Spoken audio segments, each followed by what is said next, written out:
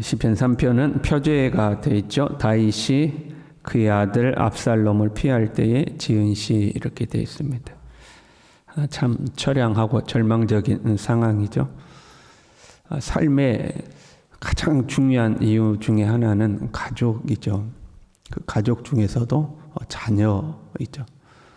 부모는 자녀를 위해서 자신의 생명을 소진시켜 갑니다.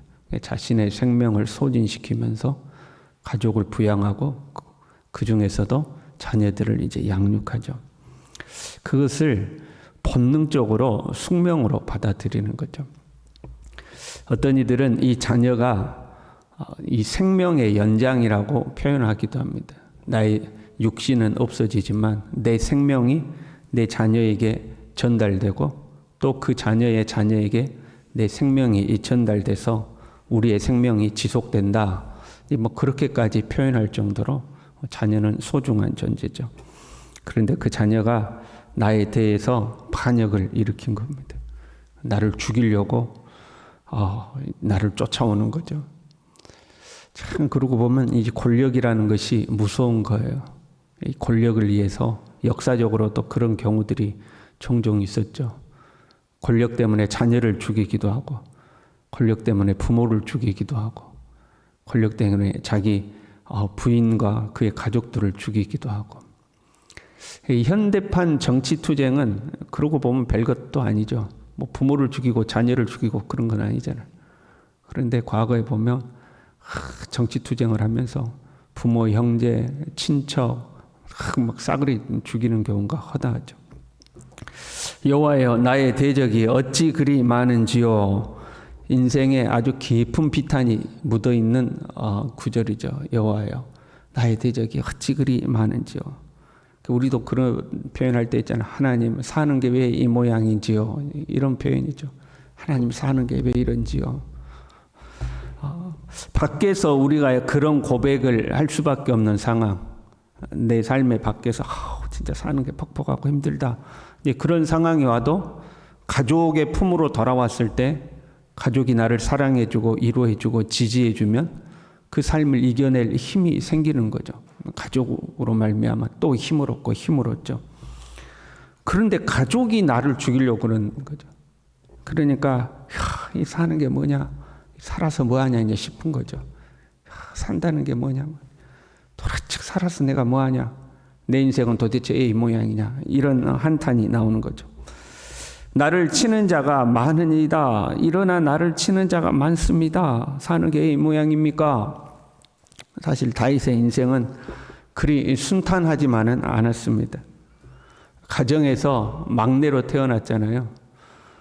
그런데 보통 막내는 참 사랑받고 자라는 건데 가만 보면 다윗은 꼭 그렇지도 못한 것 같아요. 사무엘 선지자가 야 너희들 아들들 다 불러. 그런데 다윗은 안 불렀어요. 가서 양이나 치고 있어 그랬죠. 형들이 전쟁터에 나가서 전쟁하고 있는데 그 위에 다른 동생들도 있거든요. 그런데 막내를 불러가지고 그 전쟁터에 심부름을 시키죠. 형들 잘 있나 보고 하라 하고 막내를 그 전쟁터에 보내는 것을 보죠. 정계에 입문하면서는 주변에 시기 질투가 그렇게 많았습니다. 거기다가 사울의 견제를 계속 받아가지고 광야로 도망다니고 이 망명생활을 10여 년이 넘는 망명생활을 그냥 쫓겨다니고 살았죠. 그리고 왕이 되고 나서는요 정복전쟁의 연속이었습니다. 계속 피 흘리며 전장을 누비면서 싸워야 했어요. 수많은 사람의 피를 손에 묻혀야 했죠. 오죽하면 하나님이 너는 피를 너무 많이 흘려서 성전을 지을 수가 없다. 그럴 정도로 이 다윗이 망명생활하면서 전쟁하면 남녀노소 가릴 것 없이 다 죽였거든요. 그 자신의 그런 신분이 드러날까 봐 그냥 남녀노소 가리지 않고 싹 다 막 죽이고 그럽니다. 그러니까 하나님께서 너는 네 손으로는 성전 못 짓는다. 이제 그럴 정도였죠. 그러면서 또 한편에서는 사울 집안하고 끊임없이 싸웠고요. 사울 집안에서 또 반란을 일으키면 가서 진압하고 끊임없이 싸웠죠. 그리고 이제 나라가 좀 안정될 쯤 해서 밧세바를 범하고 우리아를 죽이는 죄를 짓고 그 뒤로 집안에 이제 집안 문제가 끊이지를 않습니다. 형제간에 겁탈을 하고 그러니까 살해를 하고 그러다가 그 압살롬이 지금 아버지에게 반역을 일으켜 가지고 아버지 죽이겠다고 이제 이렇게 된 거죠.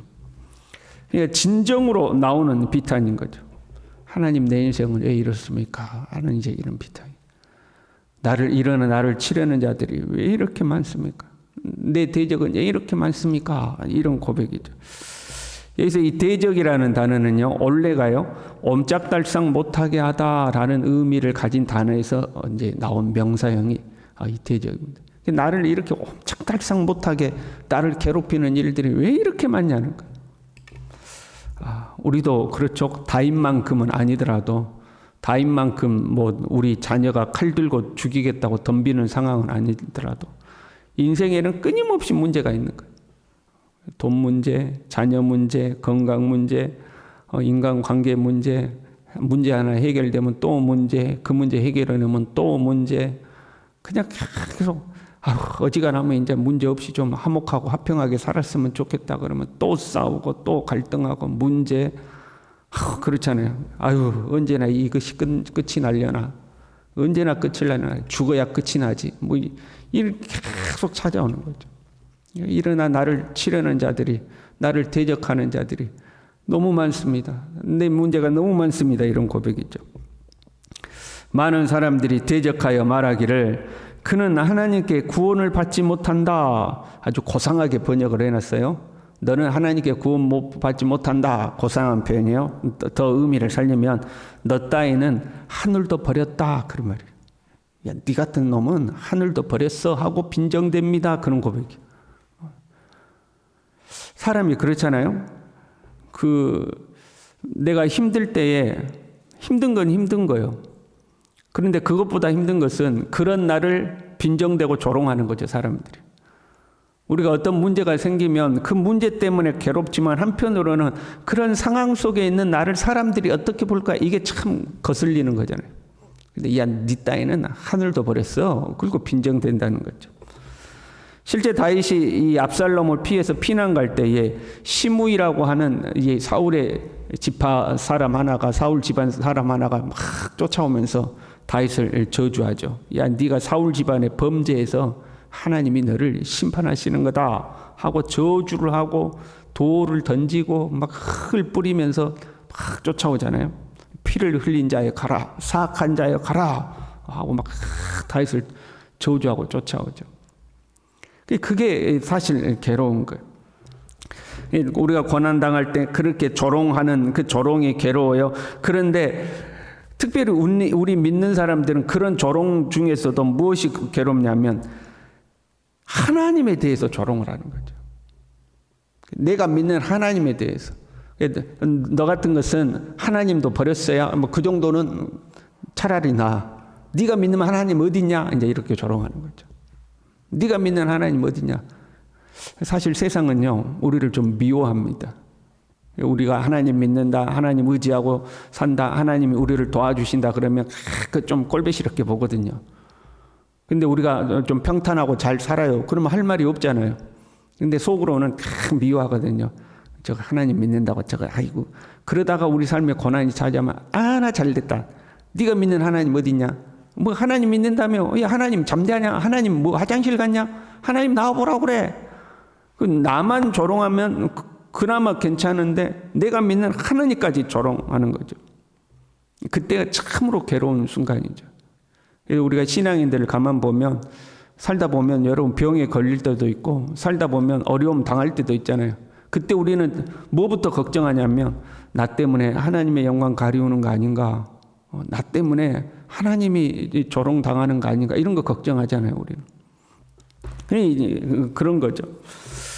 그런데 그럼에도 불구하고요, 다윗의 위대함이 여기에 있는 거죠. 그런 환난의 때 사람들이 그렇게 자신을 조롱하고 네 같은 것은 버림받았다 하고 조롱할 때에 그때에도 자신의 힘을 의지하지 않고 다른 사람의 도움을 구하지 않고 하나님을 의지하는 거죠.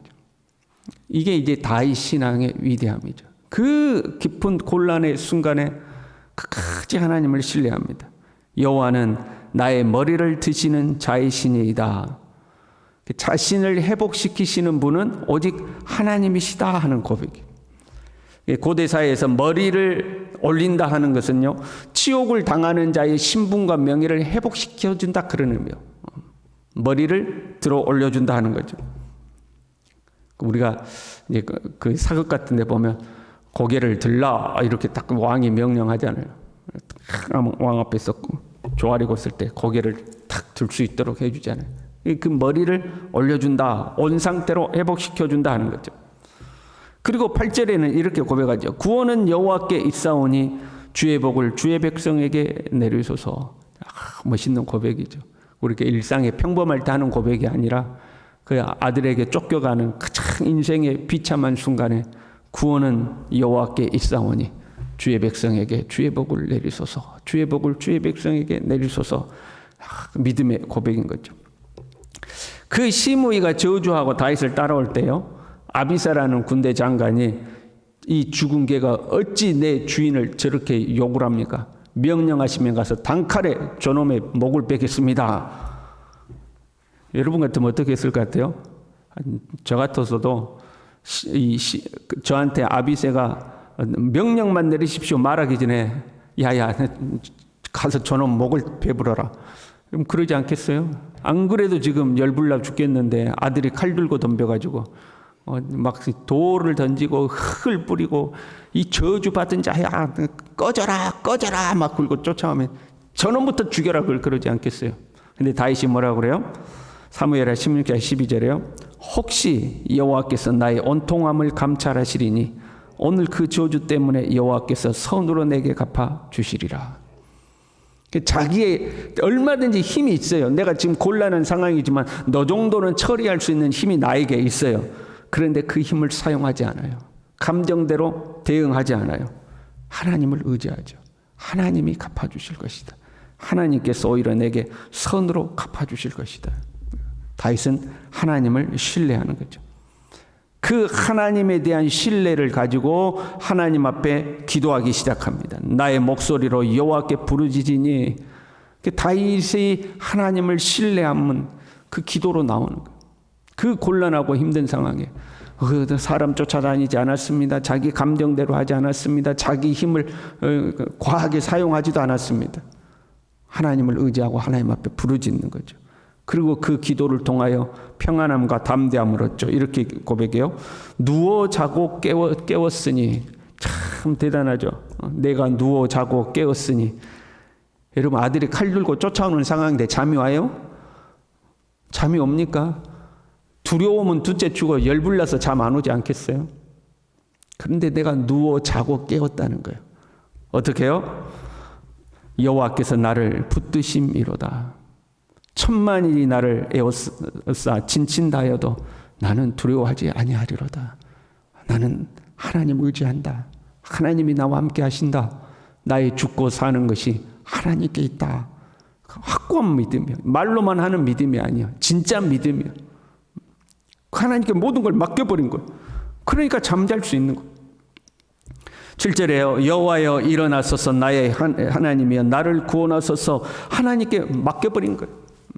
하나님이 해주십시오. 그 다음 표현이 재밌어요. 주께서 나의 모든 온수에 뺨을 치시며 악인의 일을 꺾으셨나이다. 이것도 고상하게 번역을 해놓은 거예요. 그러면 하나님은 내 온수의 턱조가리를 날려버리시고, 그런 표현이에요. 이 뺨을 치시고인데 원래는 턱을 깨 부수시고 그런 말이에요. 악한 자의 이빨을 부수시는 분입니다. 내 온수에 우리 식으로 하면 아구창을 날리시고 그러면 이제 아구창을 날려버리고 강냉이를 빼버린다, 부러뜨려 버립니다. 뭐 이런 표현이에요. 그러니까 다윗이 하나님께 나는 손 안 댄다. 하나님이 저놈의 아구창을 날려버리고 그냥 이빨을 깨뜨려 버리십니다 하고 하나님께 그 문제를 맡겨버리고 다윗은 뭐 했어요? 내가 자고 깨리니, 내가 누워 자고 깨었으니 천만인이 나를 진쳐도 나는 두려워하지 않는다. 예, 여호와가 나를 붙드심이로다. 주님이 나를 붙들고 계신다 하는 거죠. 참 이런 다윗의 믿음이 부럽죠. 물론 다윗과 같은 상황이 오면 안 되겠죠.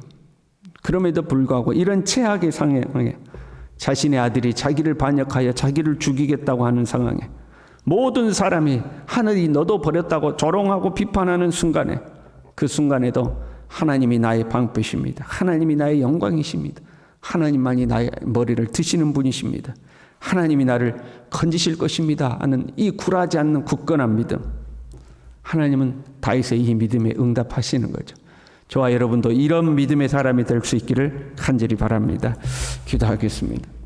하나님 아버지, 우리의 인생이 평안하기를, 평탄하기를, 형통하기를 소망합니다.